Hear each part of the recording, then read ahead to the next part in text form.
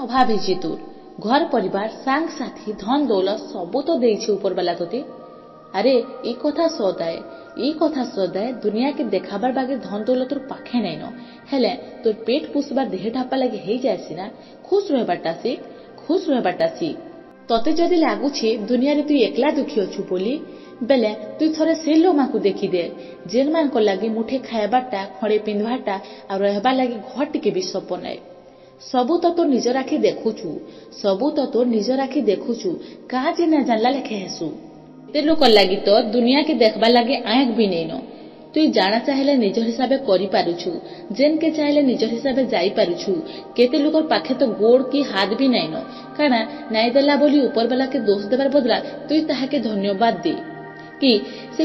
कम तोर हाथ गोड़ हेले देइछि जेन थिला कि तुई सब किछि करि पारुछु आ दुईटा आँख देइछि जेन थिले तुई एते सुंदर दुनियाटा देखि पारुछु। तोर भूल काना तुई जानिछु तुई तोर सबु इच्छा के पूरा हे जो बोली चाहसु अरे